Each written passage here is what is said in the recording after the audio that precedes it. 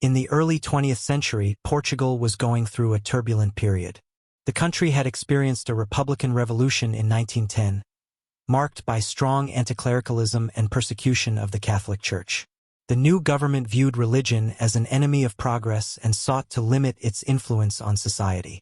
At that time, the Church faced severe restrictions. Masses were banned in some places, priests were persecuted and even imprisoned, and religious symbols were being removed from public spaces. Many faithful watched helplessly as secularism advanced. Meanwhile, World War I was ravaging Europe. News of deaths and destruction reached the Portuguese people constantly, increasing their sense of fear and uncertainty. For many, it was a time of anxiety and search for hope. In the countryside of Portugal, far from urban centers and politics, was the small town of Fatima, located in the district of Santrum. It was a quiet place, almost unknown nationally, surrounded by fields and simple traditions. There lived a humble family, the Santos and the Martos. Among the children of this rural community were three who would soon stand out: Lucia dos Santos, aged 10, and her cousins Francisco and Jacinta Marto, aged 9 and 7 respectively. The children were raised in a deeply Catholic environment. They attended Mass when they could, prayed daily, and had great devotion to the Virgin Mary.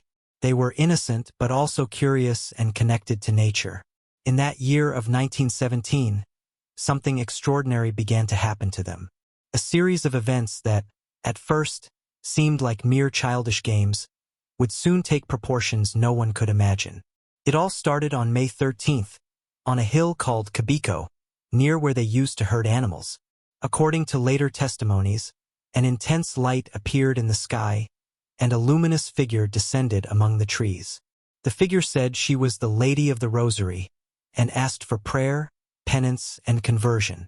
She gave specific messages to the children, asking them to return to the same place on several dates in the following months. At first, adults did not take it seriously. Some found it amusing, others worried it might be hallucinations or childish lies. But as the meetings continued, more people began to pay attention. In June and July, new apparitions were reported. As time passed, the news began to spread beyond the region. Farmers, neighbors, and even journalists started to circulate around the area, interested in what was really happening there. With each new scheduled date, the number of people present increased.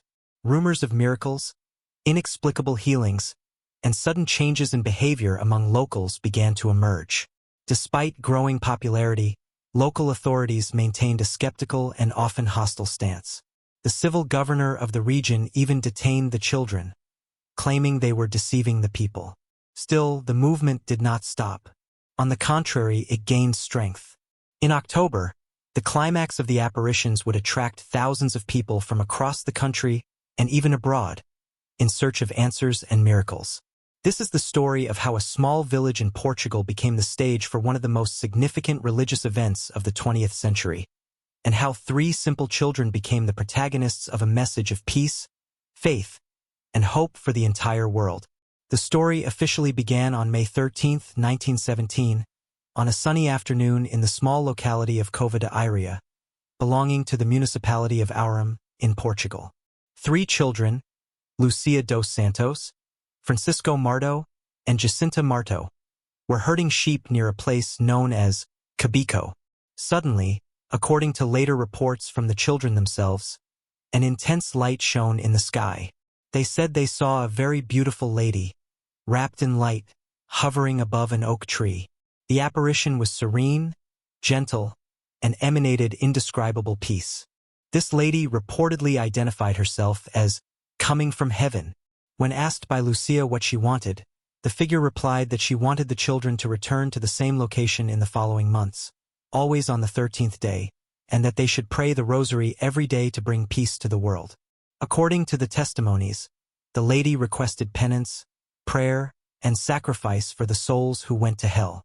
She also spoke about the need to consecrate Russia to the Immaculate Heart of Mary, something that would only gain strength decades later. The children returned home frightened but enchanted. When they told their families what they had seen, they expected perhaps surprise or disbelief. And there were certainly doubts. Many thought it was just childish inventions or exaggerated games. However, something caught attention. The children kept their stories consistent, without contradictions.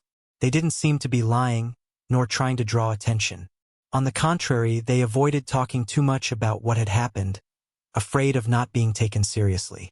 Nevertheless, the news spread quickly through the village. Farmers and neighbors began to pay attention to them, especially because Lucia insisted that the lady had asked them to return to the site on the next scheduled dates. On June 13th, the following month, the children returned to Cabico, as agreed. This time, there were already some curious observers watching from a distance. Many suspected it would be a waste of time, but others carried a certain expectation. During this second appearance, according to the accounts, the lady supposedly told Francisco and Jacinta that they would go to heaven, but that they would have to suffer greatly before that. As for Lucia, she was told she would remain alive longer to spread the divine message. From then on, the number of interested people grew. Some began to notice changes in the children: greater piety, less involvement with typical childhood games, and a more serious attitude toward life. Lucia's mother, Maria Rosa, was particularly concerned about the emotional impact this could have on her daughter. She feared the girl might be experiencing some kind of disorder or hallucination. Still, the encounters continued. In July, the crowd was already larger, and the rumors were growing. Many claimed to have felt a change in the air. Others swore they had heard strange sounds or seen unusual clouds hovering over the location. But not everyone saw it with good eyes. The Republican government, already persecuting the church, saw in the Fatima phenomenon a possible return of Catholicism to the streets, something that went against its secular ideals. Additionally, part of the ecclesiastical hierarchy was also skeptical. Bishops and local priests feared it was a fabrication or a distraction from the true gospel. There was fear of religious fanaticism or uncontrollable popular movements. Even so, the children's faith did not waver, and the next encounter, scheduled for August, would be even more challenging, as they would face human and spiritual barriers never imagined. In August 1917, the movement surrounding the apparitions had already grown considerably. The small village of Cova de Iria, once peaceful and forgotten, had become the center of national curiosity. With the increase in the number of pilgrims and the spread of supernatural reports, local authorities began to worry. Governor Artur Santos Silva, a man known for his anticlerical stance, decided to intervene. He feared the phenomenon could turn into a religious manifestation opposing the newly established secular state. To him, it was dangerous. It could challenge public order and strengthen the power of the Catholic Church. A few days before the meeting scheduled for August 13th, Santos Silva ordered the arrest of the 3 children. Under accusations of disturbing the order and spreading superstition, Lucia, Francisco, and Jacinta were taken to the jail in Aurum. At the police station, adults tried to make the children deny everything. They offered sweets, threatened punishments, and even suggested they were being manipulated by priests or their own family. But nothing worked. Despite the pressure, they held firm to their stories. None of them yielded, not even when they heard they might be thrown into a boiling cauldron. Something that deeply frightened the children, but did not make them lie. Lucia firmly stated that she needed to return to the location on the agreed date. Otherwise, the lady would be very sad. Francisco and Jacinta also repeated what they had seen and heard, without hesitation. After days in detention, the children were released. However, it was already too late for the meeting scheduled for August 13th.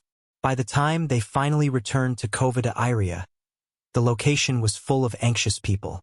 Many faithful attended on the scheduled date, hoping to see something extraordinary.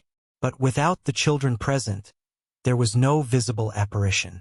Even so, some claimed to have felt an unusual peace or heard soft voices in the wind. Despite the disappointment, many believed the miracle had only been postponed. Some said the lady would appear at the next meeting, scheduled for September 13th, and something big would happen then. Meanwhile, rumors about the fragile health of Francisco and Jacinta began to circulate.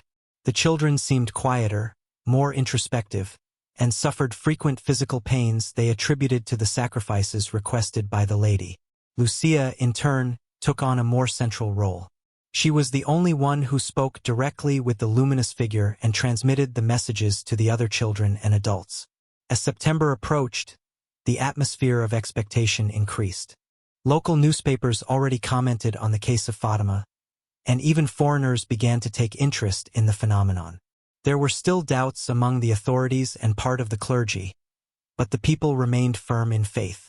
For many, even without concrete evidence, it was real, and the message of the children carried a spiritual strength that could not be ignored. The scene was set for the most important meeting of all, that of October 13th. But before that, in September, the children would meet the lady again, and new revelations would surprise everyone following the case. After the tumultuous month of August, when the children were arrested and prevented from attending the scheduled meeting, the arrival of September 13, 1917, was filled with great expectation. Thousands of people gathered again in Cova de Iria, many coming from other cities and even other countries. The tension in the air was visible. Everyone wanted to know what the lady would say this time. The children arrived at the location early, accompanied by family members and some curious onlookers. Lucia, Francisco, and Jacinta seemed calmer than in previous visits, yet still carried a certain anxiety. As the scheduled hour approached, the sky was partly cloudy, and a light breeze blew between the trees. Suddenly, an intense light illuminated the field, catching the attention of everyone present. According to Lucia, the lady appeared again above the oak tree. This time, she spoke with more seriousness, delivering a message urgent and full of meaning to the children. It was then that she revealed what would become known as the secret of Fatima. This secret was divided into 3 parts, and only 2 of them would be publicly disclosed in the following years. In the first part of the secret, the children had a vision of hell, a dark place, full of flames and suffering souls. They described horrifying scenes, with screams of pain and bodies floating in fire. The lady supposedly said that those souls were there because they had not repented of their sins. But she also said that God wished to save everyone, and therefore sent messages of conversion and prayer. The second part of the secret was a prophecy about the future of humanity. The lady supposedly warned about the possibility of a terrible new war unless men changed their attitudes and returned to faith.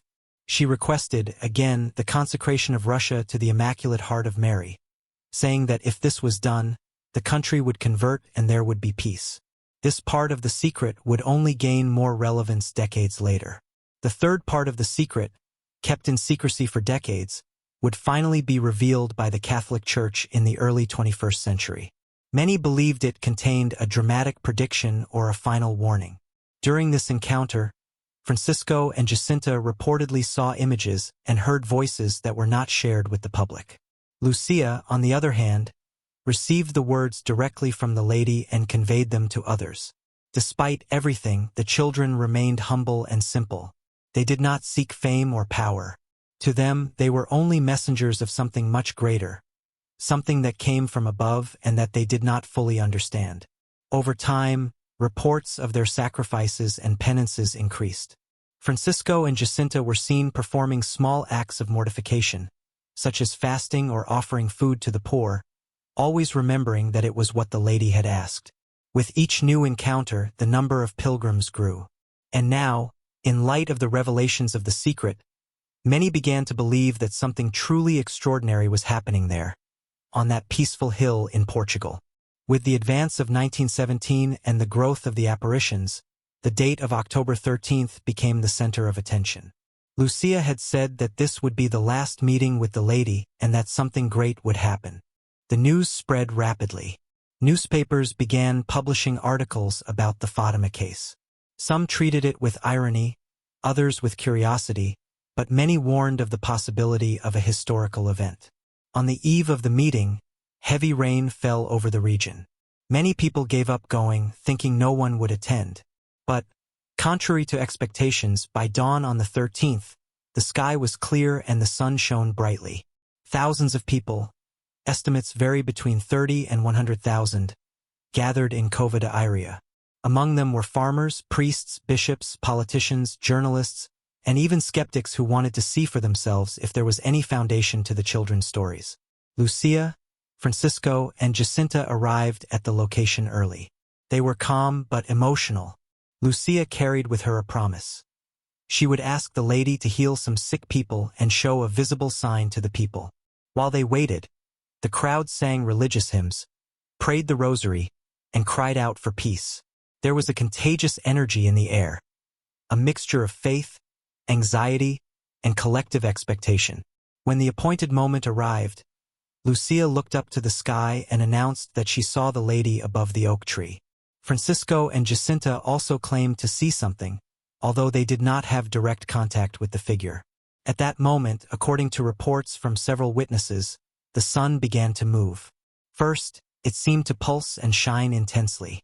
Then, it began to spin in the sky, casting colorful rays in all directions. The people watched in awe. Many wept, others fell to their knees. Some said the sun seemed to fall toward the earth, as if it were approaching dangerously. Others reported feeling an intense sensation of heat, even though it was autumn. The phenomenon lasted about 10 minutes. During that time, hundreds of witnesses reported immediate physical healings, sudden conversions, and a profound sense of peace. Even skeptical journalists wrote about what they saw. One of the most famous accounts is that of journalist Avelino de Almeida, from the newspaper O Século, who was initially sent to mock the event. However, his subsequent article described what he saw with surprised and reverent words. After the phenomenon, the children said the lady had once again requested the consecration of Russia to the Immaculate Heart of Mary and that, if this was done, there would be peace. She also supposedly revealed more details about the third part of the secret. According to Lucia, the lady identified herself as Our Lady of the Rosary and ascended to heaven, disappearing before the eyes of the children and the crowd. For many present, that was the definitive confirmation of the supernatural. The atmosphere after the event was one of celebration and transformation. Many left there changed, with new perspectives on life and renewed faith. The location, once a simple field, would come to be seen as sacred. The miracle of the sun marked the end of the public apparitions, but not the end of the influence of these events. From that day on, Fatima would become a central point of Catholic pilgrimage, and the message of the three children would echo through generations. After the phenomenon of October 13, 1917, the small village of Cova de Iria would never be the same again. Witnesses reported having seen the sun dance in the sky, casting colorful rays, spinning and approaching the earth, something inexplicable by the science of the time. The crowd left emotional and transformed. Many claimed to have been healed physically or spiritually. Others declared they had experienced deep conversions, promising to change their lives after what they saw. In the weeks that followed, the news spread throughout the country and reached international newspapers. It appeared in important publications from Spain, France, and even the United States, further increasing interest in the Fatima case. The Republican government, which until then tried to maintain control over religious narratives, saw its influence diminish in the face of growing popular faith. Many faithful began to defy the restrictions imposed on public worship. The Catholic Church, initially skeptical, also underwent a change. Bishops and local priests began to investigate what happened, hearing witnesses and analyzing reports.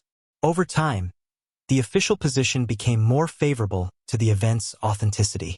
In 1918, just 1 year after the miracle, the idea of building a small shrine at the site began to take shape.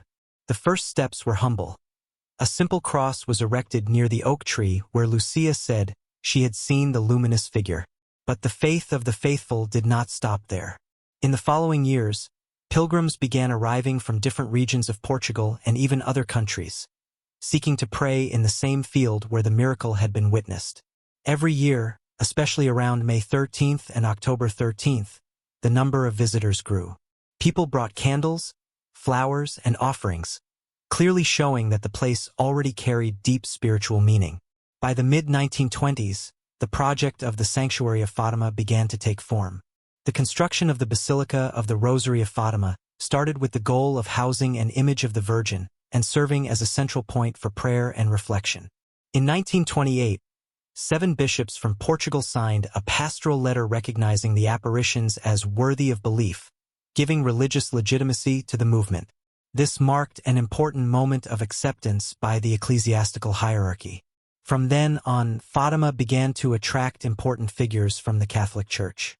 Popes, cardinals, and bishops from various parts of the world came to pay homage to the site, reinforcing its role as a center of Marian devotion.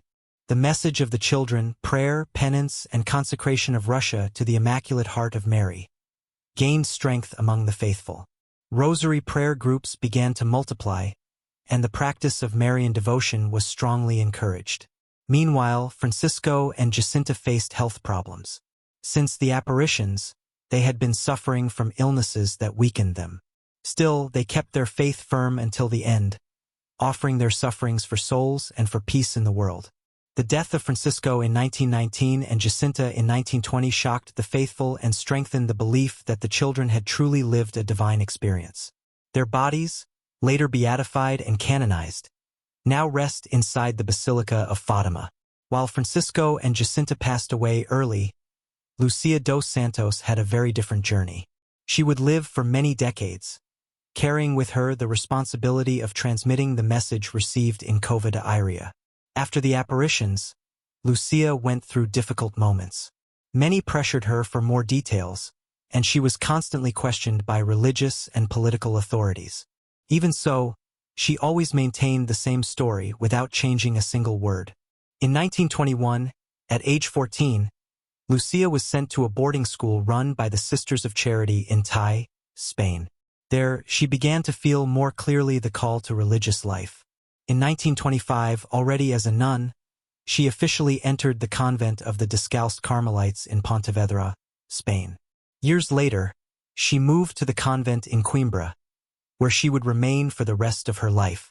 As a religious woman, Lucia led a simple life, dedicated to prayer, silence, and penance.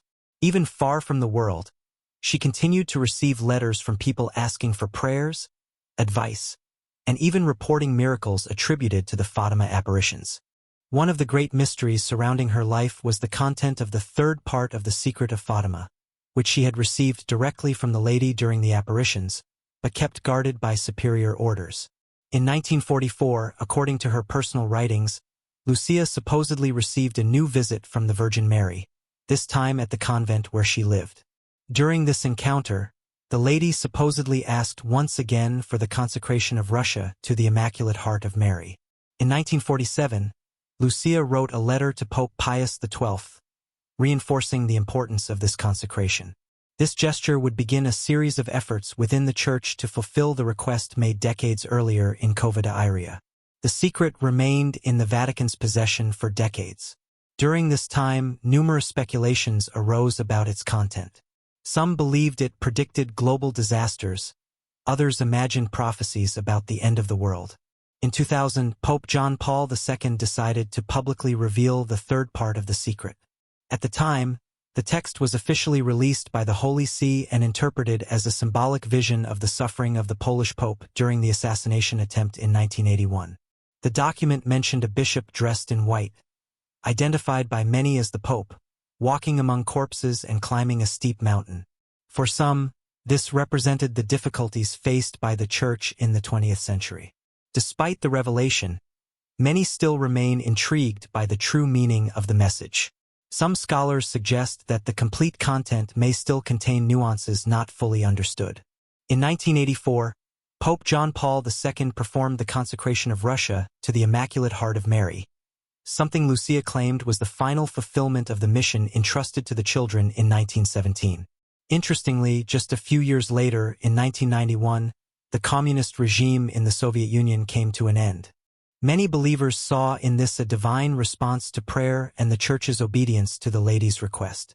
Lucia died in 2005, at the age of 97, having lived almost her entire life as a contemplative nun. Her testimony, faith, and loyalty to what she saw and heard in Cova de Iria would become an inspiration for millions of people around the world. The apparitions of Fatima were not just a one-time event in 1917. They initiated a wave of faith, hope, and spiritual transformation that crossed decades and touched millions of lives around the world. From the miracle of the sun, the small village of Cova de Iria, once almost unknown, began to attract visitors from all over the country and abroad. Over time, Fatima became synonymous with Marian devotion and a meeting place between the human and the divine. In the years that followed, the number of pilgrims grew exponentially. Many came in search of physical or emotional healing. Others sought spiritual comfort or simply wanted to pray in the same field where many believed to have seen the supernatural. In 1930, the Catholic Church officially recognized the authenticity of the apparitions, declaring them worthy of belief. This official recognition paved the way for Fatima to become an obligatory destination for the faithful from all over the world. The construction of the Sanctuary of Fatima accelerated. The Basilica of the Rosary, inaugurated in 1953, became the heart of the religious complex. It houses the tombs of Francisco and Jacinta Marto, later canonized, and is one of the strongest symbols of devotion to the Virgin Mary. One of the most significant moments in the history of the sanctuary occurred in 1967, when Pope Paul VI visited Fatima on the 50th anniversary of the apparitions. It was the first time a pope visited the site, reinforcing its importance to the Church. In 1982, just months after the assassination attempt in Rome, Pope John Paul II made a historic visit to Fatima. He attributed his survival to the miracle of the Virgin and returned the bullet that wounded him as part of the crown of the image of Our Lady. This visit deeply moved the faithful. For many, it was proof that the message of Fatima was still alive and present in the leadership of the Church. The Pope also canonized Francisco and Jacinta, recognizing their lives of holiness and sacrifice. In 2000, during Pope John Paul II's visit, the content of the third part of The Secret of Fatima was revealed to the public. Although it generated debate, it brought clarity regarding the symbolism and purpose of the divine message. In 2017, Pope Francis visited Fatima on the centenary of the apparitions, crowning the full cycle of recognition and celebration of the event. During the solemn Mass, he officially beatified Francisco and Jacinta, elevating them to sainthood. Today, the Sanctuary of Fatima is one of the largest centers of Catholic pilgrimage in the world. Every year, especially on May 13th and October 13th, crowds gather to celebrate the memory of the apparitions, pray the Rosary, and renew the promise of faith and conversion. Beyond the official celebrations, Fatima-inspired prayer movements, youth groups, and religious communities spread across the world. The practice of daily recitation of the Rosary, requested by the Lady to the Children, became a renewed tradition in Catholic families. The impact of the apparitions crossed borders. Images of Our Lady of Fatima are present in churches, homes, and even battlefields, as symbols of protection and hope in difficult times. In modern times, Fatima has also adapted to the digital age. Live broadcasts of the celebrations, prayer apps, and social media pages dedicated to the theme help keep the message alive among new generations. Even after more than a century, the call of Fatima echoes strongly. Pray the Rosary every day for peace in the world. And as long as there is war, suffering, and division, there will be someone, somewhere in the world, remembering that day in May 1917, when 3 children saw something extraordinary on the hill of Portugal. Since the very day of the miracle of the sun, on October 13, 1917, numerous people reported having been physically healed during or shortly after the phenomenon. Among the best-known cases is that of journalist Manuel Formigueo, who partially recovered his vision after the event. Another famous witness was the Dr. Antonio Garrett, who suffered from a degenerative eye disease. He claimed to have completely regained his sight after praying in Fatima on the day of the miracle. Later, he became a public defender of the truthfulness of the apparitions. In 1921, a boy named Virgilio de Araujo was born with a serious congenital deformity. His parents made a vow to take him to Fatima. After praying intensely before the image of the Virgin, the baby supposedly healed suddenly, a case officially recognized as a miracle by the Church. In 1923, Maria Carrera, a woman suffering from advanced tuberculosis, traveled to Fatima, given up by doctors. After drinking water from the sanctuary's fountain and attending Mass, she supposedly returned home completely healed. This case was also accepted as miraculous by ecclesiastical authorities. One of the most impressive miracles occurred in 1938, involving the young João Barreiros. He had suffered a serious train accident and was in a deep coma. His family made a vow to Our Lady of Fatima, and days later he woke up without any sequelae, something considered inexplicable by the medicine of the time. From the 1940s onward, the number of reports increased exponentially. Many people began writing letters to the sanctuary, telling stories of emotional healings, family reconciliations, and radical changes in life after visiting the site or praying with faith to Our Lady of Fatima. In 1950, a Portuguese nun named Sister Maria de Conceição, who suffered from a terminal illness, supposedly received a visit from the Virgin Mary on her deathbed. According to her testimony, the lady told her, "My daughter, your hour has not yet come." Days later, she miraculously recovered. In 1989, another remarkable case emerged, that of Angela Lucia de Souza from Brazil, diagnosed with multiple sclerosis and paralyzed. After a pilgrimage to Fatima and intense prayer at the main altar, she supposedly regained full mobility, a miracle that contributed to the canonization of Francisco and Jacinta. In addition to physical healings, many cases of spiritual conversion were recorded over time. One of the most emblematic is that of the French priest Jean Gallet, who was a convinced atheist before visiting Fatima. After spending a few days at the sanctuary, he decided to return to faith and become ordained as a priest. The phenomenon of the apparitions also inspired social changes. During decades of religious persecution in Portugal, many Catholics found strength in the message of Fatima to keep their faith alive in difficult times, even under anticlerical regimes. Some mysterious reports continue to intrigue researchers and believers. On several occasions, especially during night celebrations, people reported seeing lights hovering over the sanctuary, hearing voices singing in ancient languages, or feeling a gentle presence touching their shoulders. In 2004, during a Marian vigil, hundreds of people swore to have seen a luminous cloud hovering over the statue of the Virgin. Independent witnesses confirmed the phenomenon, although no scientific explanation has ever been found. Although not all events are officially recognized as miracles by the Church, many are considered signs of grace and instruments of spiritual transformation. For the faithful, each personal experience is a divine answer to their prayers. Today, the Sanctuary of Fatima maintains a specialized department to investigate reports of healings and miracles. These records are analyzed by doctors, theologians, and bishops, and some are used as the basis for canonization processes. These real and striking testimonies show that the power of Fatima goes beyond history. It touches hearts, transforms lives, and continues to be a source of hope for millions of people around the world. And as long as there is someone praying with faith, the message of that Portuguese hill remains alive. The apparitions of Fatima were not only a Catholic or Portuguese event. They echoed around the world as an appeal to all of humanity.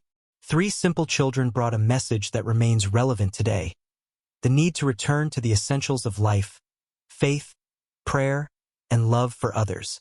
At a time of war, conflicts, and uncertainties, the lady supposedly asked the children to deliver a message of peace. And that peace was not only spiritual, it was also social, emotional, and global. Many interpret the apparitions as a warning against destruction caused by hatred, greed, and lack of respect between peoples. The idea of consecration and reconciliation appears as a divine response to the search for harmony between nations and cultures. The constant request by the children that everyone pray the rosary daily shows the importance of prayer as a tool for healing, reflection, and connection with something greater, whether God, the universe, or one's own soul. Even outside the religious context, many people found inspiration in the words of Fatima. Peace movements, meditation groups, spiritual centers, and even artists of different beliefs have declared being touched by the symbolic strength of this event. The Sanctuary of Fatima became a meeting point between cultures, languages, and traditions. There, it is possible to see faithful from all over the world united in the same gesture: the search for meaning, forgiveness, and hope. Throughout the decades, Fatima inspired books, films, music, and theater plays. It became synonymous with miracle, but also with courage, simplicity, and authenticity, qualities that Francisco, Jacinta, and Lucia carried in their lives. For today's youth, the example of these children can be more relevant than ever. They showed that even the youngest can have a voice, can change stories, and can carry powerful messages to millions of people. The story of Fatima teaches us that faith does not always need to be grandiose. Sometimes it manifests in simple moments: a silent promise, a prayer in the heart, or a decision to change life after a single profound experience. With each generation, Fatima renews its message. Whether through pilgrimages, celebrations, or even social media, the call remains the same: return to prayer, seek peace, and care for one another. Regardless of whether you literally believe in the apparitions or simply feel a symbolic connection to them, one thing is certain: Fatima represents much more than a place or a date. It is a human movement toward the transcendental. Today, amid environmental crises, pandemics, wars, and social divisions, the message of Fatima sounds more urgent than ever. It invites us to stop, breathe, reflect, and act with compassion and wisdom. You don't need to travel to Portugal to feel the spirit of Fatima. You can live it in your daily life, at home, at work, at school. All it takes is to open your heart, pray with faith, and do your part to build a fairer and more fraternal world. Just like Lucia, Francisco, and Jacinta did over a century ago, you too can be a messenger of peace. It doesn't matter your age, religion, or origin. What matters is believing that change is possible, starting with yourself.